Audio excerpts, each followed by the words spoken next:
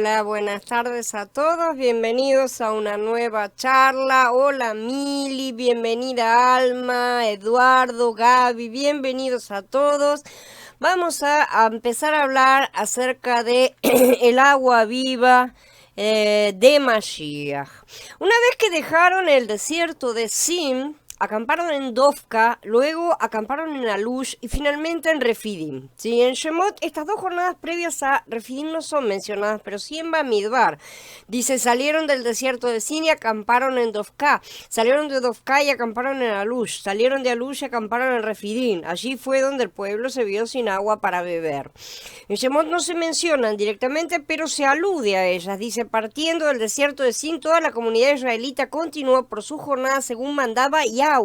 Acamparon en Refidim y no había agua para que el pueblo bebiera. ¿Sí? Dice, por sus jornadas, ¿no es cierto? Así que hubo más de una. No fueron directamente, pero no son mencionadas. Como en Refidim no había agua, el pueblo se quejó y riñó, se discutió con Moshe, ¿no es cierto? Por mandato de Elohim, Moshe llevó a algunos de los ancianos hasta la roca de Joreb, probablemente la región montañosa de Joreb, no el monte Joreb mismo, ya que allí sería entregada la ley después, y golpeó una roca con su vara. De ahí fluyó agua, ¿no? Y al parecer llegó hasta el pueblo que estaba acampado en Refidim. Refidim deriva de una raíz que significa dispersar o refrescar, ¿sí? Entonces hace juego y también significa respaldo. La situación exacta de Refidim no es segura. Geográficamente hablando, ya sabemos que todas estas cosas están en el aire, ¿no es cierto? Las diferentes ubicaciones que han presentado están determinadas según la ruta que cada uno cree que siguieron. Entonces, si creen que siguieron una ruta, lo ponen acá. Si creen que fueron por acá, lo ponen más allá. Así que no sabemos, ¿no es cierto? En este momento cuál es el lugar, ¿sí? Joreb es el monte Sinai, la montaña del Elohim verdadero, como citado en varios pasujín, así es llamado, ¿no es cierto? Sin embargo, parece ser que Joreb, por lo general, también designa la región montañosa en general de los alrededores del monte Sinai, ¿sí? Que también es llamada desierto de Sinai. Y Sinai sería un monte específico, ¿sí? La montaña del Elohim verdadero en sí, ¿no es cierto? Que también es llamado por extensión Joreb. Este es el lugar donde el malaj de Yahweh se apareció a Moshe en la zarza y donde le dijo que tenía que llevar de regreso al pueblo al sacarlo de Egipto. Tenemos que prestar atención a la secuencia de los acontecimientos registrados en los capítulos 16 y 17. En el capítulo 16 tenemos un cuadro claro del maná, ¿no es cierto? En el capítulo 17 ahora tenemos el relato del agua viva que brota de la peña golpeada. Esta secuencia no es al azar, no es casualidad, es conforme a la soberanía de Elohim. Vemos la misma secuencia en Yahanan en los capítulos 6 y 7. En Yahanan 6 leemos acerca del maná celestial y en Yahanan 7 del agua viva. Esto también indica que la secuencia del maná y el agua viva es conforme al arreglo soberano de Yahweh, ¿no es cierto? La mención de Yahanan en el capítulo 6 del pan de vida, ¿sí? Fue realizada durante la fiesta de Pesaj, mientras que la del agua viva fue durante la fiesta de Sukkot. Dice, estaba cerca Pesaj, la fiesta de los yahuditas. Y Yahshua le dijo, yo soy el pan de vida, el que viene a mí nunca tendrá hambre, ¿no es cierto? En el capítulo 6 y en el capítulo 7 dice, estaba próxima la fiesta de las cabañas de los yahuditas, o sea, Sukkot. En el último día, el día grande de la fiesta, Yahshua se puso de pie, sola voz diciendo, si alguno tiene sed, que venga a mí y beba. En su obra creadora, entonces, Elohim preparó la roca mencionada en Shemot 17 y la colocó exactamente en el lugar donde tenían que encontrarla en su momento los israelitas, ¿sí? Cuando los hijos de Israel llegaron a este lugar, la peña ya los estaba esperando. Porque representaba a Mashiach. En el capítulo 17 no se dice que se le mandó a Moshe que buscara una peña y la llevara al pueblo, no, la peña estaba ahí ya esperando, ¿no es cierto? Al contrario, se le indicó, ve hasta esa peña, ¿no es cierto? De la misma manera en que Yahweh ya había preparado el mar de juncos como un gran bautisterio, ¿no es cierto?, para bautizarlos a todos, también había preparado una peña para que sirviera como figura de Mashiach en este capítulo. Después de crear al hombre, Elohim lo puso en un jardín con el árbol de la vida y un río que fluía, ¿no es cierto? El árbol de la vida corresponde al maná, el cual satisface el hambre del hombre, ¿no es cierto? Y el río que fluye corresponde al agua viva que satisface su sed. En Bereshit 12 el árbol de la vida se menciona antes del río, ¿sí? Pero en Gitgalut 22 al final, pues son los dos lugares donde se comienza y se termina y donde están mencionadas ambas cosas, el río de aguas de vida se menciona antes que el árbol de la vida. Según Gitgalut 22 el árbol de la vida crece en el río, ¿no es cierto? ¿Por qué Bereshit habla entonces primeramente del árbol de la vida y después del río? Y después en Gitgalut se invierte este orden. En la primera etapa, primero aparece el árbol de la vida y después le sigue el río, pero en la etapa siguiente el árbol de la vida crece en el río que fluye. Es una cosa levemente, sutilmente diferente, pero eso marca siempre cosas. Yahweh normalmente siempre nos presenta las cosas con pequeños detalles tan sutiles que normalmente se nos pasan por alto. Este es un cuadro de nuestra experiencia espiritual.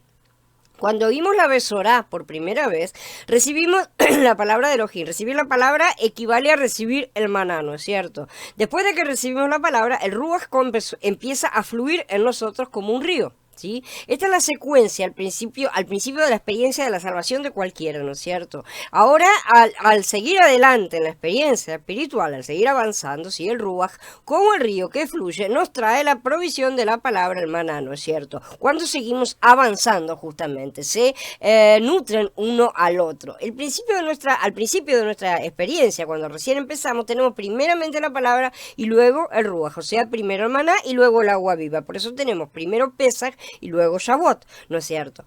No obstante, a medida que nuestra experiencia de salvación continúa, ¿no es cierto?, avanza, se cambia el orden y el Ruach nos va supliendo con la palabra, porque el Ruach al final de cuentas es el Ruach de Mashiach, que es la palabra misma, ¿no es cierto?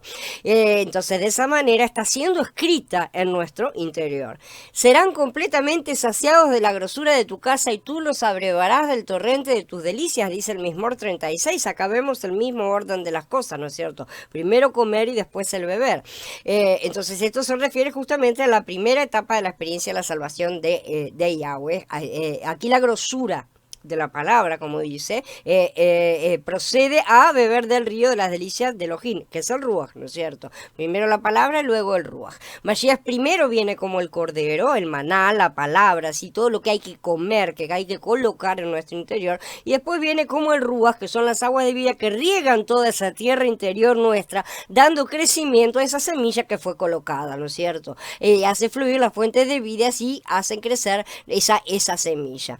Es significativo que los hijos de Israel tuvieran la experiencia del agua viva mencionada en el capítulo 17, justamente después de empezar a comer el maná, ¿no es cierto? Estuvimos hablando de eso. Inmediatamente después de empezar a tomar el maná, fueron llevados a un lugar donde no había agua, de repente, ¿no es cierto? Esto no fue para nada accidental, y esta secuencia de acontecimientos se produjo conforme al arreglo de Elohim, ¿sí? Porque él estaba haciendo todavía toda la exposición de la carne, ¿sí? Esto forma parte del cuadro apropiado y completo de la plena salvación, del cuadro perfecto, ¿no es cierto?, que él realiza. Primero el alimento, después las aguas del Ruach. Como ya señalamos repetidamente, Shemot es un libro de cuadros, ¿no es cierto? Shemot 17.1 leemos entonces que los hijos de Israel viajaron conforme al mandato de Elohim, no conforme a su propia opinión ni elección. De hecho, ellos probablemente no hubieran ido a un lugar donde no hubieran encontrado agua, porque nosotros somos así, siempre vamos por el lado de que nos parece lógico, ¿no es cierto? Hola Carla, bienvenida. Ay, Carla, el Face anda horrible hoy, sinceramente, pero yo de cualquier manera estoy grabando. Hola Rafael, bienvenido. Están dando un horror el Face hoy, la verdad es que está muy, muy, muy mal todo. Entonces... ellos avanzaban, como estaba diciendo, según la opinión de Yahweh, según el mandato de Yahweh, según Yahweh mandaba, dice. Entonces esto está relacionado con la nube, la columna de nube y la columna de fuego, ¿no es cierto?, que estaban guiando. Ellos seguían a la columna, por eso es que avanzaban, únicamente porque la columna iba adelante, porque si hubieran tenido solamente a Moshe no lo seguían, evidentemente, ¿no es cierto? Y ellos simplemente tenían que seguir a la columna, lo cual ya era una señal milagrosa tan grande que nos sorprende todas las reacciones que tuvieron, ¿no es cierto? Y sin embargo, nosotros no somos tan diferentes. Esto también sucede en nuestra experiencia, ¿no es cierto? Aunque la mayor parte del tiempo no nos damos cuenta y creemos que estamos en el control de nuestras vidas, ¿sí? En verdad estamos andando según la nube nos guía y nos va llevando de una situación a la otra, en la que nos prueba, nos disciplina y nos edifica. Claro que nosotros no nos damos cuenta porque la nube hoy no es visible como en aquella época. Cuando los hijos de Israel estaban en Mitzrayim, vieron el poder majestuoso de Elohim exhibido en las plagas que caían sobre los egipcios de manera milagrosa, ¿no es cierto?, por la mano divina. Además experimentaron el Pesaj, el Éxodo, ¿no es cierto?, a través de los cuales fueron liberados de la tiranía del faraón. Después de emprender su éxodo de fuera de Mitzrayim, ¿no es cierto?, cruzaron el mar de juncos. Ahí tuvieron su bautismo. Después en Mará, el pueblo de Elohim experimentó el cambio de las aguas amargas a las dulces, ¿no es cierto? Cosas que todas que ya hemos estudiado. Pasando de Mará Elín, experimentaron las 70 palmeras y las 12 fuentes de agua que fluyen, ¿sí? Y después de eso, en el capítulo 16, estuvimos viendo las últimas charlas que tomaron el maná como la provisión de Yahweh. En un corto periodo de tiempo, realmente, los hijos de Israel tuvieron 7 experiencias extraordinarias, ¿sí? Las plagas de Misraim, que son el juicio del mundo, el Pesaj, que es la salvación, el Éxodo, la salida al mundo, el cruce del mar de juncos, que es el bautismo, el cambio del agua amarga a dulce, el mandamiento de aplicar el madero a la carne, las 70 palmeras y las 12 fuentes del ministerio, que esos son el ministerio, y el maná celestial, que es el alimento de vida. Son 7 milagros impresionantes, ¿no es cierto? Si consideramos nuestra historia espiritual, nos vamos a dar cuenta que nosotros también hemos tenido estas experiencias fundamentales y que ese es el orden. Después de la séptima experiencia, la del maná, ¿no es cierto? La columna entonces condujo a los hijos de Israel a una nueva experiencia, ¿sí? La experiencia del agua viva. Esto indica que todavía, después de haber experimentado a Mashiach como nuestro maná, ¿sí? Todavía tenemos que experimentarlo como nuestra agua viva. No alcanza con recibir la semilla. Por eso es que muchos se quedan en esa etapa y quedan secos absolutamente, porque el ruaj no es una cosa que se pueda producir en la carne, ¿no es cierto? Entonces el ruaj es una cosa que se debe recibir realmente, y el ruaj es lo único que riega esa semilla. Sin eso, la semilla no crece. Entonces, toda la palabra que se puede incorporar, podemos incorporarla realmente en la carne, pero ahí queda seca y sin crecimiento, ¿no es cierto? Hola Alfonso, bienvenido. Hola Jorge. Entonces, estas cosas nos indican todo lo que tenemos, ¿no es cierto?, en nuestro interior y la posición en la que tenemos que colocarnos, justamente. Después de haber experimentado nuestro maná, todavía tenemos que experimentarlo como nuestra agua viva, si es que queremos que todo crezca en nuestro interior. Tanto en la vida espiritual como en la física tenemos que comer y beber. Son las dos cosas y tienen que ir juntas, porque no solo es comer y beber. Comer y beber es uno de los símbolos, pero sabemos también que es la semilla y el agua que la riega. Si no, no crece, ¿no es cierto? No podemos vivir sin beber. La sed es algo más importante que el hambre, tengámoslo en cuenta, porque una persona se puede morir de sed antes que morirse de hambre, ¿no es cierto? Se puede ayunar por mucho tiempo, pero no se puede permanecer sin agua por mucho tiempo, de lo cual quiere decir que la palabra es secundaria en sí al ruaj. Lo más importante que hay que tener es el ruaj, ¿sí? Entonces tenemos que comer y beber, pero lo segundo es más importante que lo primero, y sin lo segundo no hay crecimiento de lo primero. Así de simple. Por lo tanto, en cierto sentido, el agua viva que fluye de la peña golpeada es más crucial que el maná, aunque ambos son dos aspectos de Mashiach. No podemos disminuir a uno por el otro, ¿no es cierto? En cuanto a decir, esto es menos importante. No, no es menos importante. Tienen que estar juntos, tienen que funcionar cabalmente juntos y son diferentes aspectos de él. El agua es necesaria para la digestión y la asimilación de la comida, ¿no es cierto? Esa la necesitamos, nuestro cuerpo la necesitan para realizar esas funciones. El mismo principio se aplica cuando los incrédulos responden a la predicación de la Besorá y se abren para recibir a Elohim. Si ingieren la palabra de la Besorá sin experimentar al ruaj, no podrán digerirla. Literalmente, se va a quedar en letra muerta, ¿no es cierto? Después de recibir la palabra, deben experimentar el ruaj para facilitar la digestión de esa palabra, ¿sí? Los hijos de Israel tentaron a Yahweh. Partiendo del desierto de Sin, toda la comunidad israelita continuó por etapas según mandaba Yahweh. Acamparon en Refidim y no había agua para que el pueblo bebiera. Entonces el pueblo se puso a reclamarle a Moshe diciendo, danos agua para beber. Y Moshe le respondió, ¿por qué me reclaman a mí? ¿Por qué ponen a prueba a Yahweh? Pero el pueblo padeció sed allí por falta de agua, y la gente se quejaba contra Moshe y decía, ¿por qué nos hiciste salir de Misraim? Para matarnos de sed a nosotros y a nuestros hijos y a nuestros animales. Cuando los hijos de Israel entonces llegaron a una región donde no había agua, discutieron y tentaron a Elohim. Eso es lo que está escrito, ¿no es cierto? Eso ya habían visto los milagros de Elohim, ya los mencionamos a todos, ¿no es cierto? Pero no conocían sus caminos, y ese es el problema, ¿no es cierto? Porque ellos no tenían el Ruach en su interior.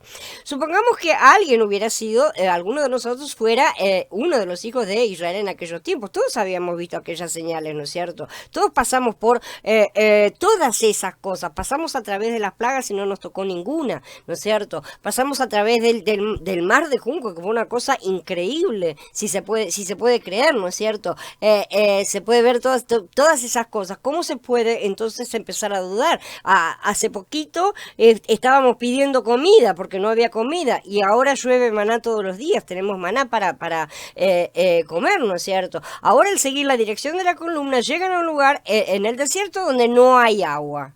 ¿Sí? En este caso, ¿qué haríamos? ¿Nos quejaríamos y discutiríamos con Moshe? Porque cuando llegamos a esta circunstancia, quizá pensamos que nosotros, ¿no es cierto?, decimos, no, a esta altura ya le tengo que estar dando gracias a Elohim, pero la triste verdad es que en nuestra situación, en nuestra vida real y concreta, nosotros ciertamente nos quejaríamos a Elohim, de la misma forma en que ellos lo hicieron, porque lo hacemos literalmente en nuestras vidas, es lo que hacemos normalmente, a menos que hayamos empezado a madurar y que nos esté mostrando realmente todas estas cosas, entonces empecemos a ver lo horrorosos que somos en nuestro comportamiento, ¿no es cierto? Y empecemos a ver su mano en todas nuestras circunstancias, empecemos a ver que Él está detrás de todo lo que nos sucede, sea bueno o malo a nuestros ojos, ¿sí? Sea bueno o malo a nuestros ojos, siempre es bueno a sus ojos, por eso Él permite que nos suceda. Nosotros ciertamente nos olvidaríamos de todo lo que hizo antes, y siempre antes, ¿no es cierto? Hasta 5 minutos antes, incluyendo la oración, todo. Y nos quejaríamos acerca de nuestra situación exactamente como ellos lo hicieron. No creo que ninguno de nosotros alabaría a Elohim en ese momento, ni le agradecería, porque no es lo que hacemos cada vez que se nos presenta un problema. Nuestra primera reacción instantánea, que por supuesto es una reacción de la carne, ¿sí? Nuestra primera reacción instantánea es, en el primer momento, quejarnos, reclamar y ponernos ansiosos acerca de cómo tratar de resolver ese problema, ¿sí?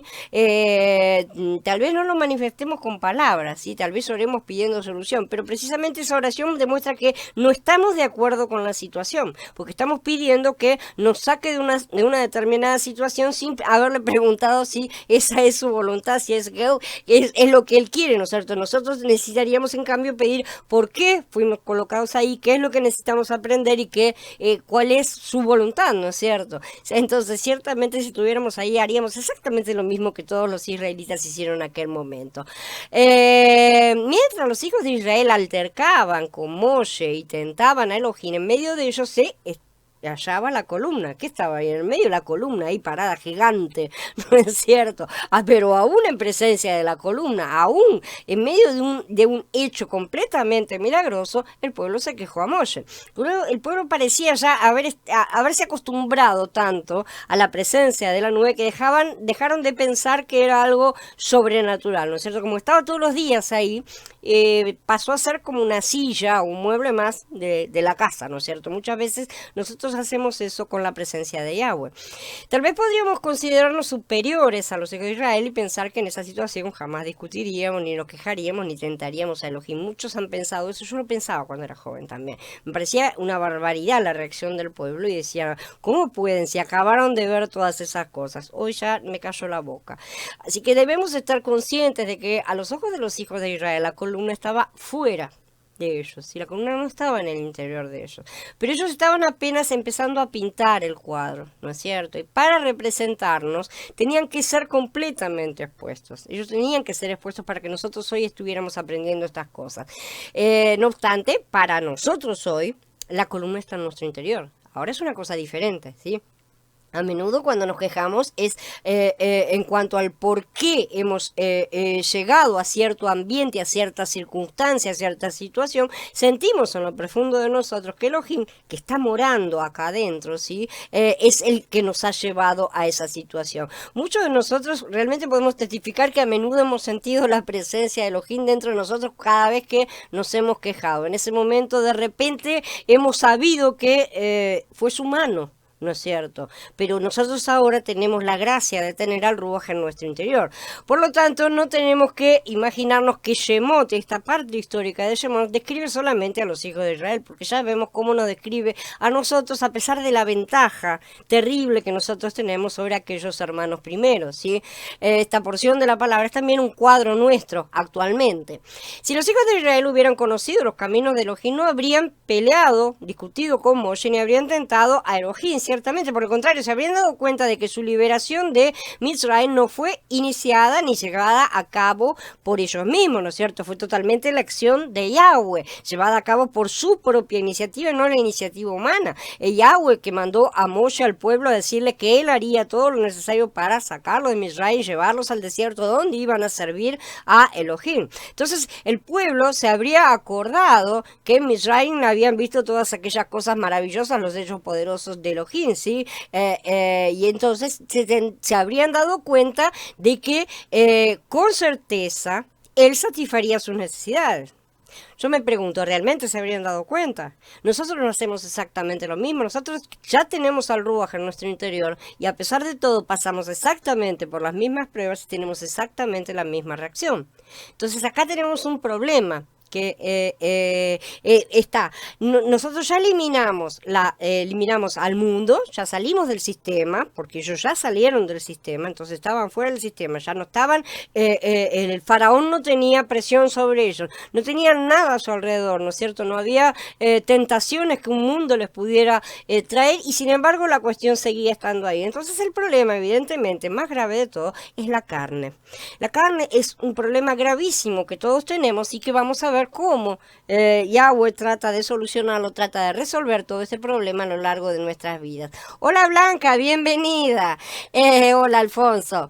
Entonces, esta es la base de toda la situación de los hijos de Israel en aquella época y nosotros en nuestra época. Con o sin Ruaj, la carne sigue estando en nuestro interior y la carne sigue rebelándose permanentemente contra todo lo que es de Yahweh. Y es contra eso, contra lo que hay que luchar. Así que no digamos que nosotros nos habríamos comportado mejor, porque ciertamente no nos estamos comportando mejor en nuestro día a día, ¿no es cierto? Entonces, en realidad lo que estamos hablando es de una situación en la cual todos nosotros, tanto ellos que no tenían el Ruaj como nosotros que lo tenemos que estar dándonos cuenta que todas las cosas que él hizo maravillosas, porque al final nosotros tal vez no las hayamos visto físicamente, pero entonces ¿dónde está nuestra fe? Si necesitamos ver para creer, ¿sí? Si nosotros realmente creemos en el Elohim que nos cuida, entonces ¿cómo es que no confiamos en él para que satisfaga todas las necesidades? Llegamos a un lugar donde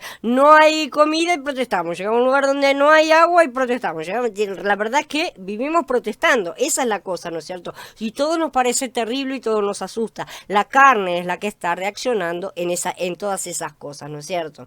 Sí, entonces, si los hijos de Israel hubieran sido espirituales, nosotros si fuéramos espirituales, no solamente hubieran agradecido a Elohim, sino que también lo hubieran alabado, ¿no es cierto? Pero esa es la comprensión de un hijo ya crecido. En este sentido, ¿no es cierto? Ellos podrían haber ya declarado con confianza que estaban comprendiendo que Yahweh los había llevado ahí, que él ciertamente satisfaría esas necesidades. Si él nos trajo, él se va a ocupar de todas las cosas, porque él es el que decidió sacarnos, es el que decide el camino, nosotros solamente vamos y hacemos lo que él dice, ¿no es cierto?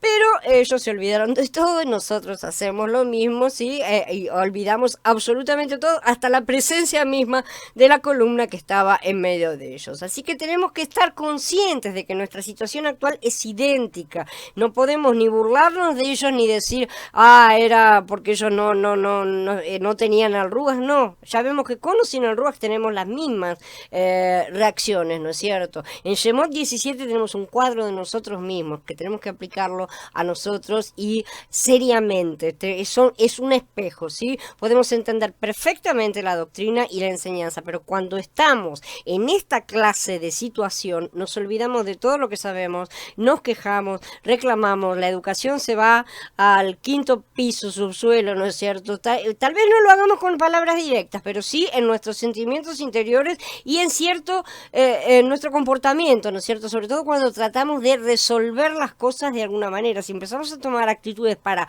arreglar las cosas, ¿no es cierto? Entonces ahí estamos demostrando que no estamos de acuerdo con la situación en la cual Él nos ha colocado. Aún nos puede parecer que Elohim no existe, ¿no es cierto? Porque quizás nos preguntemos si Él está entre nosotros, como ellos preguntaron. Si empezamos a dudar de su presencia, porque aunque Mashiach prometió que Él va a estar con nosotros hasta el fin de los tiempos, nosotros ya tenemos otra promesa, ¿sí? Pero en ese momento, normalmente tenemos la tendencia a olvidarlo, y es una cosa que no podemos dejar de lado porque es parte de nuestra fuerza. Y llamó a aquel lugar Masá y Meribá, porque los israelitas se quejaron y porque pusieron a prueba a Yahweh, diciendo, ¿está Yahweh presente entre nosotros o no? Vemos entonces que el nombre del lugar fue llamado Masá y Meribá, justamente a causa del altercado, de la discusión que hubo entre los hijos de Israel, ¿sí? Y por el hecho de que tentaron a Elohim, ¿sí? El nombre original de este lugar es Refidim, ya sabemos, ¿sí? Porque ahí estaban acampados.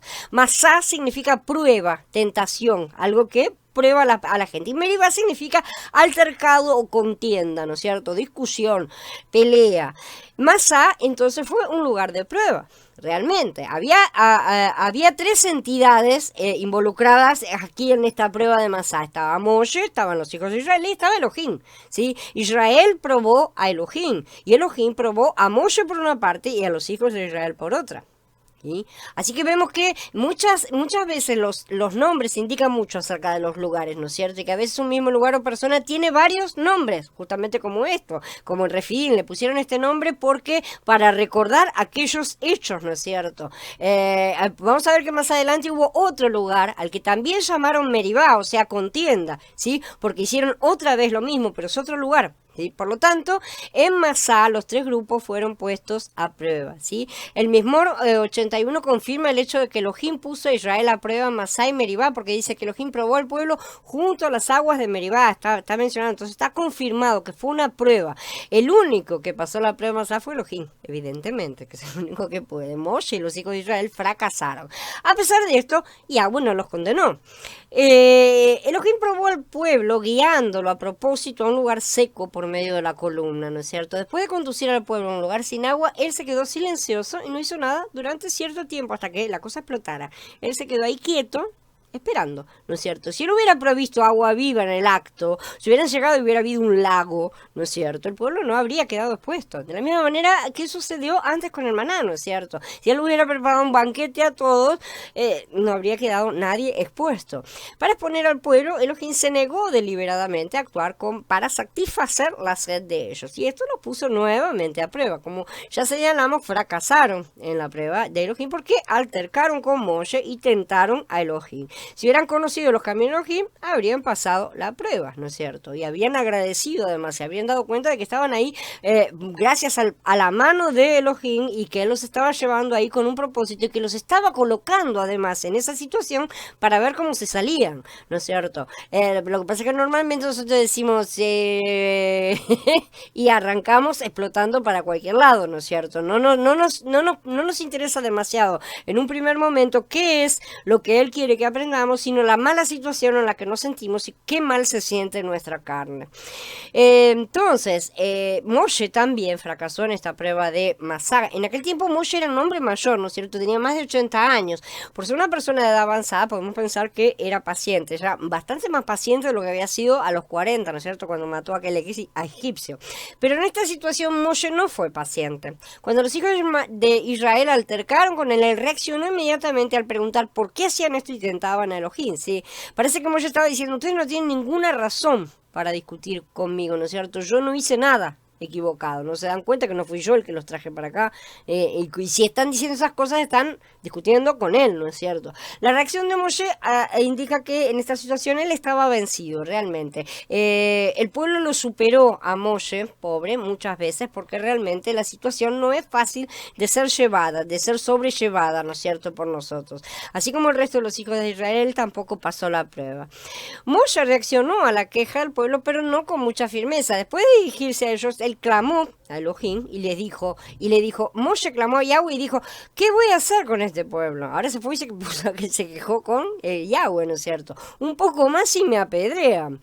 Es difícil, ¿no es cierto? Realmente si Moshe estaba orando o si estaba acusando. La cosa es un poco complicada, ¿no es cierto? Pero clamar a Elohim le parecía acusar al pueblo, ¿no es cierto? Pero también estaba quejándose de la situación. Entonces la acusación era de doble lado, ¿no es cierto? Pero bueno, de cualquier manera, indirectamente estaba acusando a Yahweh. En lugar de Moshe, ¿cómo habríamos reaccionado nosotros? Ahí la prueba, la pregunta para nosotros. Doctrinalmente podemos tener más conocimiento que Moshe, ciertamente, porque estamos acá al final y ya hemos visto mucho del cuadro, ¿no es cierto? Pero en realidad no somos mejores que él. Y esa es la cuestión. Según nuestra comprensión doctrinal, sabemos que Moshe debía haber representado mejor a Yahweh, ¿no es cierto? Al tiempo que calmaba las dudas de la gente, ¿no es cierto? Calmaba a todo el mundo, recordándoles que si Yahweh los había llevado ahí era porque él iba a proveer el agua, evidentemente, ¿no es cierto? Como ya había hecho con todo el resto de las necesidades. No obstante, Moshe no oró de esta manera. Él oró en su cansancio, en su frustración, en su impaciencia, estaba podrido, ¿no es cierto? Entonces, en ese estado de ánimo carnal, Moshe oró, ¿sí? Y eso es lo que nosotros siempre terminamos haciendo cuando explotamos, ¿no es cierto? Cuando tenemos ese tipo de reacción. Así que por una parte él reaccionó frente a los hijos de Israel, pero por otra parte los acusó de querer apedrearlos también, ¿no es cierto? Todo esto muestra que Moshe fracasó también en Masá, como nosotros fracasamos normalmente, ¿sí? Cuando nos quejamos de cómo somos maltratados y de las condiciones en las que nos encontramos. Con todo, Yahweh no condenó a Moshe ni a los hijos de Israel, a ninguno de los dos, sí, por su fracaso en Masá, pero sí los iba a condenar muchos años más adelante por su fracaso en Kadesh, que aparece en Bamidbar en el capítulo 20 recién, sí. Acá tenemos un detalle que el 90% han estado enseñando mal, sí. Tenemos esta situación aquí en Refidim, que también es llamado Meribá, como ya vimos, ¿no es cierto?, por causa del altercado y Masá. Aquí Moshe va a golpear la roca y va a brotar agua, ¿sí? Y tenemos este mismo suceso repetido casi exactamente, casi calcado, ¿no es cierto? Pero en Kadesh y 40 años más adelante, ¿sí? Sabemos que entonces este episodio que estamos citando aquí, que aparece en Shemot, conocido como la Peña de Joreb, sucede antes de ellos llegar al Sinai. Nosotros todavía no llegamos al Sinai, ¿no es cierto? Pero el otro sucede después de la muerte de Miriam, ¿sí? Cuando los israelitas estaban preparándose para entrar finalmente en la tierra prometida. Los israelitas llegaron en grupo al desierto de Tzin en el primer novilunio y el pueblo se quedó en Kadesh. Allí murió Miriam y allí la sepultaron. La comunidad se quedó sin agua y se juntaron contra Moshe y Aarón nuevamente. Y Moshe alzó la mano y golpeó la peña 2 veces. Esa es la vez que va a golpear la peña 2 veces, ¿sí? Estas son las aguas de Meribá, que quiere decir que los israelitas riñeron con Yahweh, mediante las cuales él afirmó su santidad. Esto está en Bamidbar en el capítulo 20. Entonces, quede bien claro que por muy parecidos que sean dos acontecimientos, si hay 40 años de distancia entre cada uno y además hay un lugar geográfico diferente en cada uno, no podemos afirmar que se trata del mismo, ¿no es cierto? Entonces, vamos a ver la importancia también, la diferencia de estos dos acontecimientos, porque cada uno revela cosas diferentes, ¿sí? En el que estamos estudiando, Moshe obedeció la orden, ¿sí? Él hizo lo que Yahweh le mandó, pero la segunda vez no, y eso fue 40 años después. El incidente en Shemot 17 se produjo al principio de su viaje, sí, por el desierto, cuando los hijos de Israel acababan de seguir a Elohim, estaban aprendiendo, ¿no es cierto? Por esta razón, aunque los hijos de Israel se comportaron de manera lamentable, a pesar también del fracaso de Moshe, ¿no? Elohim no estaba enojado con ellos en sí. En realidad él estaba plenamente preparado para enfrentar esa situación que él mismo había provocado y que estaba haciendo justamente para exponer toda esa carnalidad que tenía, ¿no es cierto? Entonces, que se mostrara esa carnalidad era su objetivo. Así que no se enojó, al contrario. De esta manera él estaba dispuesto ahora, disponiéndose a pintar el cuadro de las aguas vivas, ¿sí? Del derramamiento del Ruach. Como ya mencionamos en su obra de la creación, ella había preparado la peña y la piedra, la nube, perdón, lo llevó hasta ese lugar, ¿sí? Entonces él no estaba enojado con ellos. Ya 38 años más tarde, cuando llegan en Kadesh, la situación era totalmente diferente, ¿no es cierto? En aquel tiempo la mayoría de aquellos que habían vivido Shemot, sí, en el 17, ya habían fallecido porque es la generación que cayó en el desierto. Ya estamos al final de los 40 años. Y esto significa que las personas que estaban en Kadesh en aquel momento eran todos los que pertenecían a la nueva generación y los que habían nacido en el desierto o eran muy pequeños, ¿no es cierto?, cuando habían apenas entrado en el desierto y que son los que van a entrar en la tierra prometida, ¿sí? Entonces ahí vemos también inclusive que es después de la muerte de Miriam, lo cual sucede poco antes de la muerte de Aarón y Moshe, ¿sí? Y después de esto se produce el altercado nuevamente de Kadesh, exactamente por lo mismo, falta de agua nuevamente. La reacción de los hijos fue exactamente la misma que la de los padres, se repite calcado, ¿no es cierto? Por eso, en ese momento, Elohim sí estaba enojado con ellos. Y también después se enoja con Moshe porque Moshe golpeó la piedra 2 veces. Eso es la segunda situación. Entonces, en Shemot 17, lo que estamos viendo ahora, el fracaso de Moshe, consistió únicamente en reaccionar en la carne al altercado que estaba sucediendo con los hijos de Israel, ¿no es cierto? O sea, quejarse, reclamar, ¿no es cierto? Y enojarse con las dos partes, por así decir. Pero en Bamidbar, él no solo reaccionó al altercado del pueblo, porque también tuvo una reacción, sino que quebrantó un principio fundamental de la redención de Elohim. Mashiach, que estaba tipificado por la peña en los dos lugares, debía ser golpeado una sola vez, sabemos, ¿no es cierto? La primera representada en Joreb, justamente como Moshe hizo correctamente la primera vez, pero la segunda vez en Bamidbar, capítulo 20, Elohim ordenó a Moshe que hablara a la peña y nada más, no que la golpeara. Si la peña ya había sido golpeada antes, pero Moshe fracasó porque golpeó a la peña por segunda vez, como sabemos, ¿no es cierto? En el transcurso de los siglos los creyentes han hecho todo lo mismo, ¿no es cierto? Clavando en el madero continuamente a Mashiach, ¿sí? Eso es golpearlo nuevamente. Hacer eso es una violación grave del principio de Elohim en su redención y en su administración. Este asunto era mucho más que un asunto personal, ya que se relacionaba con la administración de Yahweh misma. Por esta razón, Elohim castigó a Moshe con severidad. Esta vez sí lo castigó con severidad y la pena es la misma para los que continúan golpeando a Mashiach 2 veces. Es algo que hay que tener en cuenta, ¿sí? Ninguno entrará en su reposo de Sukkot. Él lo dijo en aquel momento y lo se repite hoy. ¿Sí? ¿Qué es golpearlo 2 veces entonces? Sí, muchas cosas, pero todas ellas realizadas en desobediencia y en duda, ¿sí? Falta de confianza. Eso es lo que está siendo castigado básicamente. Cada vez que lo tentamos diciendo, está hay agua entre nosotros, me va a dar agua, cosas así, ¿no es cierto? Que dudamos, que reclamamos, que nos quejamos, estamos golpeando a Mashiach de nuevo. No necesitamos golpearnos, solo necesitamos hablarle, o sea, orar. ¿No es cierto? Pero en obediencia y de acuerdo a Mashiach nuevamente, ¿no es cierto? Tenemos que estar de acuerdo con él, no echándole en cara la situación personal, penosa, terrible en la que nos encontramos, ¿sí? Diciéndole, mira dónde me trajiste. No de esa manera, sino justamente preguntándole qué es lo que necesitamos aprender y cómo atravesar esa situación de la mejor manera posible para traerle gloria, porque esa es la cuestión, no pedir que nos saque de la mala situación, sino qué es lo que necesitamos aprender. Porque si le estamos pidiendo que nos saque de una mala situación sin aprender nada, sin disponernos a aprender nada, entonces estamos negándonos a su disciplina también. Entonces tenemos que arrepentirnos realmente las veces que reaccionamos como los israelitas, que son muchas más numerosas de las que pensamos normalmente si nos ponemos a analizar nuestras vidas, y empezar a mudar nuestra conducta para no contristar al Ruach, no entristecerlo, si no sea cosa que seamos impedidos de entrar en su reposo en el milenio, sí, porque sin fe es imposible agradar a Yahweh. A raíz de este fracaso de Moshe tenemos que aprender a tener mucho cuidado entonces con nuestras reacciones, ¿sí? Porque no deben tocar la administración de Elohim, no debemos, nuestra reacción, podemos tener, como dice, podemos enojarnos, pero no debemos pecar, ¿no es cierto? Entonces ahí está la cuestión, el enojo es tolerado porque él sabe que estamos en la carne, pero no podemos pecar a raíz del enojo, y eso fue lo que Moshe cometió. Cuando perdemos la calma debemos tener cuidado de nuestra forma de actuar, ya que podría quebrantar un principio fundamental de la redención. Nosotros somos sus representantes, no lo olvidemos. Y es sumamente grave reaccionar de esta manera y tiene penoso castigo, ¿no es cierto?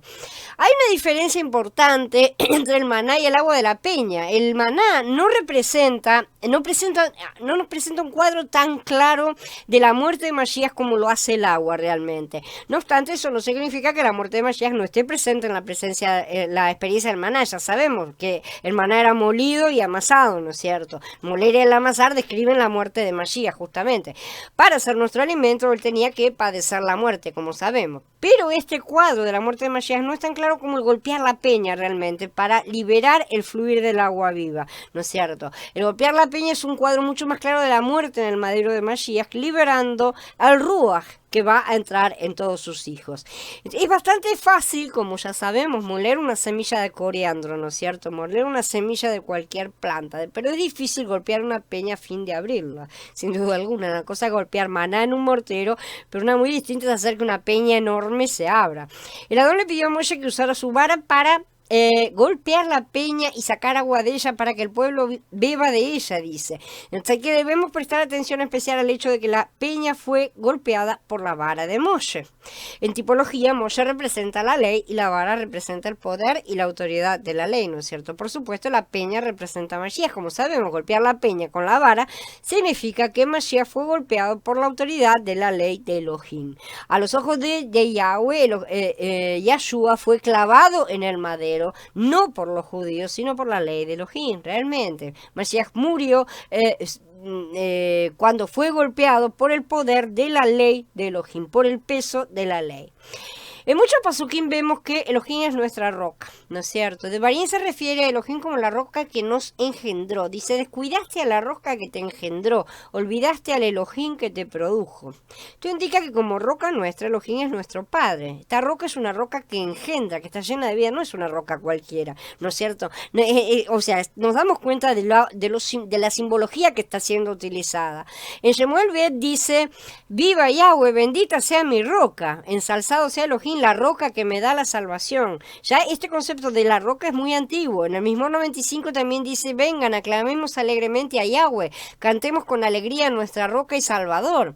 ¿Sí? Entonces aquí vemos que Elohim es la roca de nuestra salvación y es también la roca de nuestra fortaleza. En el mismo 62, mi salvación y mi gloria descansan en Elohim, mi roca fuerte y mi refugio están en Elohim, ¿no es cierto? Pero Yahweh ha sido mi fortaleza, Elohim es mi roca de refugio, dice también en el mismo 94, ¿no es cierto? Así que esta roca es nuestro escondite, nuestra protección, nuestra cobertura, nuestra salvaguardia, ¿no es cierto? Y Yeshayahu en el capítulo 32 dice que el reinado del Mashiach será como la sombra de un gran peñasco en una tierra sedienta.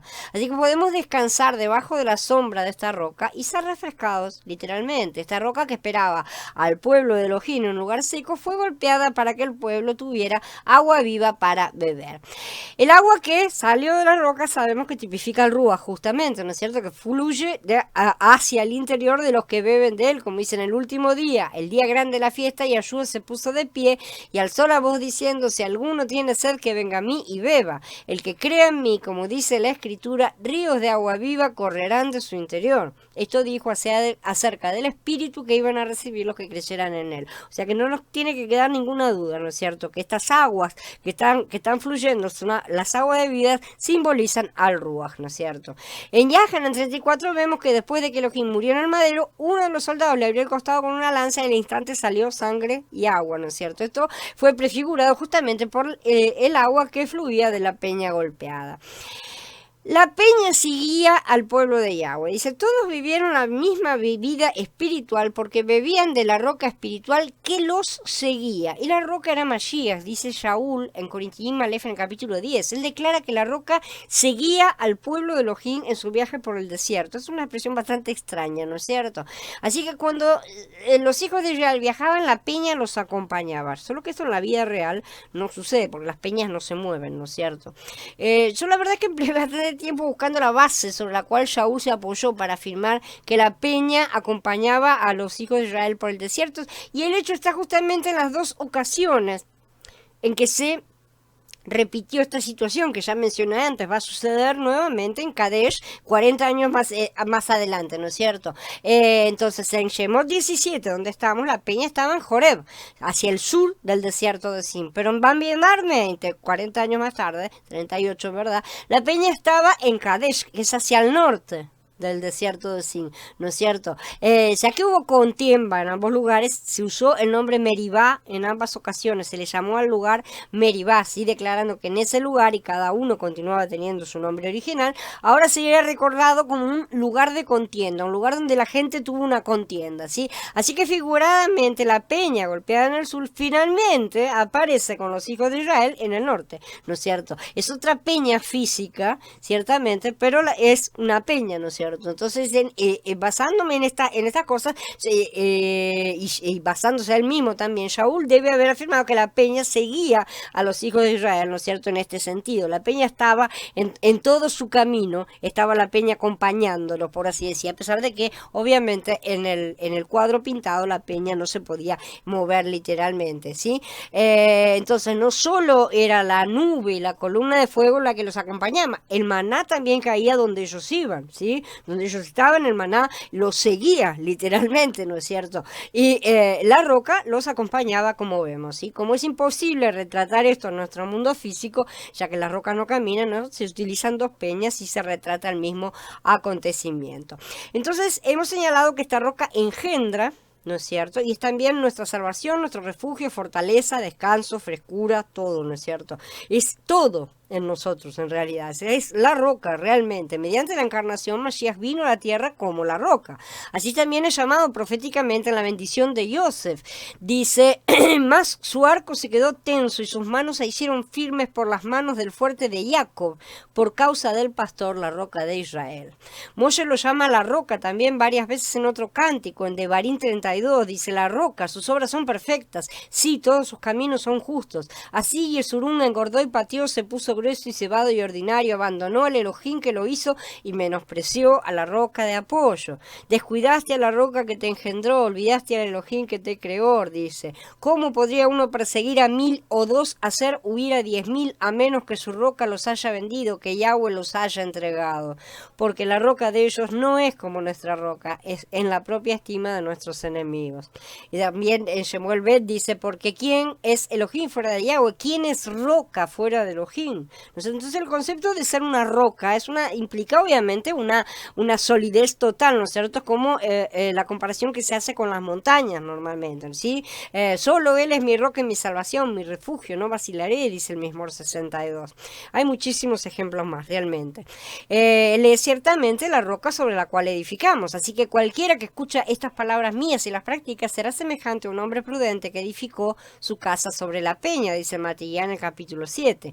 Y esa esta roca se convierte en nuestra fe inquebrantable en él, ¿sí? La fe que lo invoca, lo confiesa y que espera en él, que es el fundamento de la novia, porque yo también te digo que tú eres Kefá, y sobre esta roca edificaré mi comunidad y las puertas del Sheol no prevalecerán contra ellas, dice Matías en el capítulo 16. También es esa parte de esa roca. Es piedra de ángulo para la casa del Padre y piedra de tropiezo para muchos. Dice, tropezaron en la piedra de tropiezo, como está escrito. Miren, pongo en Sión una piedra de tropiezo, una roca de obstáculo, pero el que crea en él no será avergonzado, dice Romaniín en el capítulo 9. Y Kefá dice, de manera que para ustedes los que creen es de sumo valor, pero para los que no creen, la piedra que desecharon los edificadores ha venido a ser cabeza del ángulo y piedra de tropiezo y roca de escándalo, ¿sí? Aquellos que tropiezan, pues siendo desobedientes al mensaje, pues para eso mismo fueron destinados. En el Calvario, el lugar designado, ¿no es cierto?, él fue clavado en el madero, golpeado por la ley de Elohim con su poder y autoridad completo. Su costado fue abierto y brotó agua viva. Esta agua viva es el Ruach, que es el resultado final de Elohim. Esta no es nuestra interpretación personal de Shemot 17, ¿sí? Es la interpretación que presentan las escrituras mismas a través de su lectura y con el Ruach. Y también vieron los propios apóstoles, no es una cosa que estemos inventando.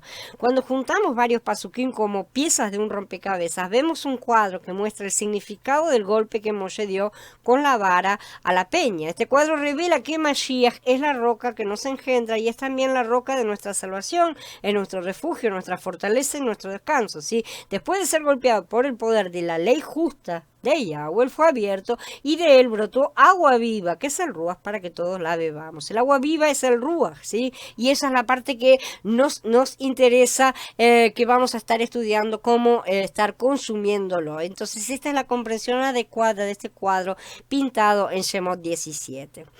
Expuestos por la sequía. Hemos visto que la falta de agua es una prueba tanto para Elohim como para su pueblo, ¿no es cierto? Nuestra vida familiar o vida de congregación, Elohim a menudo nos permite llegar a una etapa de sequía. Siempre suceden esas cosas, ¿no es cierto? Bastante normal. Hola Viri, bienvenida. Hola. No me acuerdo tu nombre, ahora se me fue. La Monajayo, no me acuerdo tu nombre, se me escapó ahora, se me fue. Hola Andrés, bienvenido. Hola Abdiel. Hola a todos. Ya me va a venir. Entonces, muy a menudo llegamos a etapas de sequía, ¿no es cierto? Eso pasa sobre todo en la vida de la congregación. Ninguna congregación local fluye siempre con agua viva. Y nosotros mismos también sabemos que atravesamos etapas en las cuales estamos secos, ¿no es cierto? Porque estamos en una etapa de altibajos, una etapa que está llena de parcialidades, ¿no es cierto? Esa es la etapa de Pentecostal, la etapa de Shavuot en la que estamos. No estamos en la plenitud todavía. Así que no podemos tampoco pretender tener la plenitud constante, ¿no es cierto? A veces en la vida de congregación llegamos a Mará, ¿no es cierto? Donde las aguas son amargas y algunos se ahogan. En otras ocasiones llegamos a Elín y de ahí descansamos y somos ministrados. No obstante, raras veces permanecemos mucho tiempo en Elín, como ya sabemos, y bajo la dirección de Elohim nosotros en la congregación somos llevados finalmente a Masá, donde no hay agua, ¿no es cierto? Aquí somos puestos a prueba, nuevamente, una nueva prueba. Cuando hay mucha agua para beber, resulta fácil comportarse adecuadamente, ¿no es cierto? Todo el mundo es un señorito inglés. Los hermanos actúan como caballeros, las hermanas son todas agradables, está todo bien, ¿no es cierto? Pero cuando no hay nada de beber, discutimos, somos indisciplinados, y aún quizás haya mayores salidas, nos salimos de todo tipo de restricciones, ¿no es cierto? En lugar de amabilidad hay murmuraciones, hay peleas, ¿no es cierto? Eso es lo que sucede cuando no hay ruaj, ciertamente, porque ¿qué abunda? La carne, ¿sí? Cuando hay suficiente comida para todos no hay peleas, pero cuando falta comida, hasta los que habitualmente se comportan muy correctamente van a pelear por esa comida, ¿sí? Del mismo modo, cuando hay una provisión adecuada de agua, podemos ser educados, ¿sí? Permitir que otros beban primero y dar paso, ¿no es cierto? Pero cuando tenemos sed y no estamos satisfechos por la falta de agua, vamos a pelear y luchar por nuestros propios intereses. Esa es la carne. Si de esta manera en la vida de congregación, en la vida familiar, somos expuestos. Y esta es la razón justamente de estos lugares. Por eso Elohim nos lleva a una etapa seca justamente con el propósito específico de exponernos. En esta situación, Él nos pone a prueba y nosotros a Él, porque recordemos que el pueblo había probado a Yahweh, había tentado a Yahweh también, ¿no es cierto? Él nos pone a prueba a ver cómo reaccionamos, ¿sí? Vamos a orar, vamos a alabar, vamos a agradecerlo a Elohim, nos vamos a murmurar y nos vamos a quejar. Además, los que llevan la delantera entre el pueblo de Elohim también son probados, como vimos, ¿no es cierto?, con Moshe y Aarón. Son probados tanto por Elohim como por su pueblo. Ahí tienen una prueba de doble filo, por así decirlo. No obstante, de todos los que son probados, Elohim es el único que siempre pasa la prueba. Nosotros caemos siempre en nuestra carne. Raras veces los siervos de Elohim, o los que llevan la delantera entre el pueblo de Elohim, ¿no es cierto?, pasan la prueba que él coloca. Y es mucho más raro que el pueblo en su conjunto pase la prueba, lamentablemente. A menos que reciban la ayuda plena de Yahweh para atravesarla finalmente, porque ha llegado el momento de pasar a una etapa siguiente. El agua que fluye de la peña golpeada debería ser el agua de Shalom, agua de paz, ¿no es cierto? Pero a causa de nuestro fracaso se convierte en el agua de Meribá, o sea, el agua de la contienda, la pelea, la discusión, siempre lo mismo, ¿no es cierto? Elohim es fiel y misericordioso, pero nosotros somos pecaminosos y no tenemos fe suficiente. Por esta razón, el agua que debería ser un agua de paz, un agua de traer todo y satisfacer absolutamente todo, se transforma en un agua de contienda. En nuestra opinión carnal, siempre, Elohim no debería suministrar agua viva a los pecaminosos e incrédulos, ¿no es cierto? Solamente debería dársela a los buenos, tal vez. Nuestro concepto del carnal normalmente es muy complicado. No obstante, Elohim no detuvo la provisión de agua. La primera vez en Joreb, la peña brotó para todos los que habían salido de Egipto, ¿sí?, incluyendo la famosa multitud mixta, ¿sí?, de la cual el judaísmo actual dice que son el anti-Mashiach. Por el contrario, él usó la ley para matar a su Mashiach a fin de que el agua viva pudiese fluir y satisfacer nuestra sed, la sed de todos, ¿no es cierto?, en ese momento, porque cualquiera puede ir y beber de él, ¿no es cierto? Esto revela la fidelidad y la misericordia de Elohim que ultrapasa normalmente la nuestra propia. El cuadro presentado acá, ¿no es cierto?, del agua viva que brota de la peña golpeada, entonces expone la pecaminosidad y la incredulidad del pueblo de Elohim y de todos, muestra con claridad que no hay diferencia alguna entre los descendientes en la carne y los extranjeros, todos reaccionaron de la misma manera, ¿sí? No hubo diferencias, porque los israelitas reaccionaron bien y los que reaccionaron mal fueron los otros, no. Vamos a ver que a lo largo de las cosas, por ejemplo, la rebelión de Korah, de Coré, ¿no es cierto?, eran israelitas. Entonces vamos a ver que no es así como suceden las cosas a lo largo de la piedad. Entonces todos reaccionaron de la misma manera y no basta decir que fue porque todavía no habían entrado en el pacto, entonces no estaban santificados, ¿no es cierto? Que es lo que muchos creen, que el pacto los santifica, ¿sí? Porque primero, para ser sacados de Egipto, sí eran hijos de la promesa, ¿no es cierto? Todos en ese momento, los israelitas eran hijos de la promesa. Para eso sí eran descendientes, ¿sí? Y en segundo y peor lugar, porque 40 años después ya estuvimos hablando que van a hacer exactamente lo mismo en Kadesh. Y no estamos hablando de los que salieron de Egipto, sino de la generación final, la que va a entrar finalmente en la tierra prometida, los que se criaron comiendo solamente maná. ¿No es cierto? Así que todos somos iguales en la hora de Masá, en la hora de la prueba, mientras nos mantenemos en la carne. La cuestión es salir de la carne. Yahweh expone las carencias de sus siervos, ciertamente. Nosotros, los que servimos a Elohim, tenemos que tomar la delantera entre el pueblo de Elohim, confesar nuestras carencias. A menudo reaccionamos negativamente cuando llegan las pruebas, ¿no es cierto? Simplemente no podemos pasar las pruebas que Elohim y su pueblo ha puesto sobre nosotros. Eso sucede porque nuestras mentes no son una con la de Yahweh. Si no tenemos aún la mente de Mashiach, necesitamos trabajar sobre eso para estar plenamente de acuerdo con nuestro Padre en todas nuestras circunstancias, ser un pueblo amén. Un pueblo que concuerda, está de acuerdo en todo. Tenemos que aprender a alinearnos con Él en su plan, no solo para ser siervos obedientes, ¿no es cierto?, sino para convertirnos en hijos que concuerdan con su Padre, ¿sí?, de la misma manera que Mashiach lo hacía, porque a eso somos llamados nosotros los vencedores, ¿no es cierto? Solo de esa manera no vamos a fallar en las pruebas, solamente cuando lleguemos a ese nivel. Estamos en aprendizaje.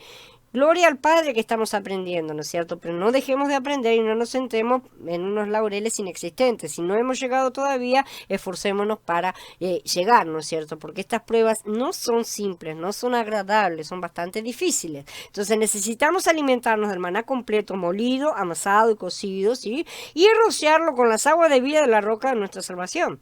Pero si nos mantenemos en la carne, cuanto mucho alcanzaremos una obediencia solo porque deseamos obedecer, no porque estamos de acuerdo. Cuanto mucho nos vamos a esforzar. Yo sé que tengo que hacer eso, pero no me gusta. Pero lo voy a hacer, porque yo sé que está bien, pero no estamos de acuerdo. No estamos en un mismo parecer, ¿no es cierto? Ahí es donde está la diferencia en la naturaleza. Pero cuando tenemos la mente de Mashiach, comprendemos los caminos del Padre, ¿sí? Y estamos de acuerdo con su posición, o sea, entendemos a cabalidad lo que Él está haciendo. Aun cuando el camino nos conduce a un lugar árido, sin agua, aceptamos la situación, ¿sí? Cuando estamos de acuerdo con Él, sabemos que las circunstancias son temporales, pero su presencia es permanente. Yahweh es fiel y es misericordioso, ¿sí? Pero nosotros somos pecaminosos, no hay vueltas. Y así como lo eran los hijos de Israel, de cualquier manera, nuestra carne es una carne caída, ¿sí? Ellos habían sido redimidos, pero en Masá todavía se comportaban como pecadores. Mashiach fue golpeado por nosotros a fin de que el agua viva saliese de él y satisficiera justamente la ley del la sed del pueblo pecaminoso, de todo el mundo pecaminoso. En este cuadro entonces vemos un aspecto importante de la Besorá. Como dijimos en Shemot 17, Moshe tenía más de 80 años de edad, ¿no es cierto? Y en Bamidbar 20 él tenía casi 120 años, ¿no es cierto? Porque ya estaba para morir, él no pasó a la tierra prometida, ¿sí? Pero él no pasó la prueba en ninguna de las dos ocasiones. El altercado que se produce por la falta de agua nos pone siempre en una prueba muy difícil. Cuando Elohim permite que la congregación llegue a esta etapa de sequía, de sequedad, ni siquiera los siervos que llevan la mayor delantera pueden pasar la prueba, como podemos ver, ¿sí? Cuando carecemos de Mashiach, como el agua viva que satisface nuestra sed, automáticamente estamos sometidos a la prueba de Elohim. Así que necesitamos prestar atención a estas situaciones, ¿sí? Debido a la escasez de agua, los creyentes contemporáneos somos todos sometidos a muchas pruebas. Las contiendas, las discusiones, las peleas, las disensiones, las críticas son comunes justamente por causa de esta escasez de ruas que existe, ¿sí? A veces, entonces, Elohim nos lleva a un lugar seco para que aprendamos una lección. Y aquí tenemos la oportunidad de probar a Elohim y de ser probados por él, como ya hemos dicho. Tanto su pueblo en general como sus siervos en particular son probados, todos, ¿sí? Pero como lo hemos señalado repetidas veces, solo Elohim puede pasar la prueba. Y ese es el punto, solo él está calificado, ¿no es cierto? Esto indica la gravedad que constituye el hecho de carecer de Mashiach como el agua viva para satisfacer la fe. ¿Quién es el único que puede atravesar esa prueba? El Mashiach está en nuestro interior. No nosotros, la carne, nosotros en la carne no podemos hacer absolutamente ninguna de estas cosas. Hola Magnolia, bienvenida. Hola Eric, bienvenido. Entonces, si no lo comemos y si no lo bebemos, y no vamos a tener Mashiach en nosotros, y solamente ese Mashiach interior es el que puede pasar la prueba para nosotros. Nosotros pasamos la prueba en ese Mashiach, no la podemos pasar nosotros en la carne. Nuestra carne reacciona exactamente igual que esta gente lo hizo, ¿no es cierto? Nosotros somos igualitos a ellos, eso necesitamos ver. Necesitamos ver que si queremos pasar con éxito estas pruebas, necesitamos comer y beber a Mashiach, porque Él es el único que puede atravesarlas. Entonces tenemos que ser uno con Mashiach, a fin de que las aguas vivas de Mashiach fluyan en nosotros, ¿no es cierto? Él ha sido golpeado y nosotros también debemos ser golpeados, que quede claro, ¿sí? Porque esa es la cuestión también. Si no nos identificamos con Él en este asunto completo, el agua viva dentro de nosotros no va a tener ninguna posibilidad de fluir. Nosotros también necesitamos ser golpeados, ¿sí? Todos tenemos que identificarnos con el Mashiach golpeado a fin de que fluya el agua viva, que es el Ruach. Para que nosotros hagamos fluir los ríos de aguas vivas, tenemos que ser golpeados de la misma forma en que Mashiach lo fue. El agua viva en resurrección. Algunos de los puntos relacionados con el agua que brotó de la peña son espirituales y son misteriosos, realmente. Si queremos aprenderlo, necesitamos ver que cada relato bíblico tiene un significado espiritual. No podemos tratar de entender una porción del relato bíblico simplemente según las letras impresas o el relato histórico y nada más. Y por ejemplo, el relato acerca del maná del capítulo 16 tiene ciertos aspectos espirituales, como ya vimos, ¿no es cierto?, que van mucho más allá de recibir provisión. Le mandó una caja, una cesta básica, ¿no? No es eso. Al considerar estos aspectos nos damos cuenta que el maná es un misterio también, ¿no es cierto? Nadie puede decidir exactamente qué era el maná, así que era misterioso y procedía del cielo. En el mismo principio, el agua que fluye de la peña golpeada también es un misterio absoluto. ¿Sí? Por lo tanto, muchos, ¿no es cierto?, al no comprender esta situación, lo rebajan a una aplicación terrena y nada más. Sabemos que el maná vino del cielo, ¿sí? Entonces es fácil entender por qué era misterioso, pero tal vez no reconozcamos los aspectos misteriosos del agua que brota de una peña golpeada, ¿sí? Tal vez pensemos que esto puede ser algo natural, alguna casualidad, algo así por el estilo, ¿no es cierto? Algo simplemente relacionado con la tierra, con la cosa, con el aspecto físico, ¿no es cierto? Como tantos han tratado de dar explicaciones científicas a muchas de las cosas de las escrituras, ¿sí? Pero ¿cómo pudo este agua brotar de una peña, ¿no es cierto? ¿Cómo pudo ser la fuente del agua? Además, ¿es el agua de la roca algo físico o es algo espiritual en sí? Porque si decimos que es solamente física, porque salió literalmente de la peña, y sabemos que salió literalmente también de la peña, porque la gente bebió literalmente, ¿sí? Y ellos estaban pintando el cuadro, ¿sí? ¿Qué vamos a hacer con lo que dijo Shaul en Corinthians Malef, que dice, todos bebieron la misma bebida espiritual? O sea que era una bebida espiritual también, no era solamente un agua común y siguiente, porque bebían de la roca espiritual que los seguía, dice.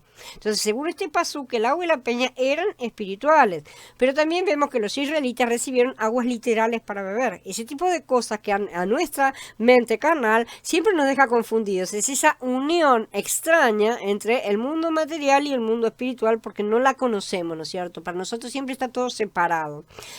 Todo lo espiritual para nosotros es misterioso realmente. Por lo tanto, estas cosas son un misterio, ¿sí? Y esto no puede tener una explicación completa y cabal, ¿sí? Porque para tener comprensión de esto necesitamos experimentarlo y disfrutarlo. No hay otra forma de entender estas cosas. El maná y el agua viva que brotó en la peña golpeada son espirituales, misteriosos, y la comprensión mental no nos alcanza para entender estas cosas. Necesitamos aprenderlos, incorporarlos en nuestro ruach por medio de la intuición y la revelación. Eso es a nivel espiritual y no material, físico o carnal.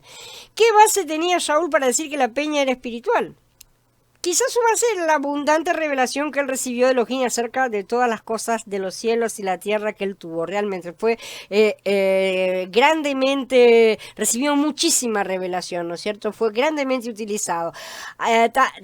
Para esto también fue preparado previamente, él fue instruido por Gamaliel, ¿no es cierto? Él ya tenía un conocimiento muy amplio y profundo del Tanaj, de todas las escrituras, así que esa base de la palabra, él ya la tenía, ¿no es cierto?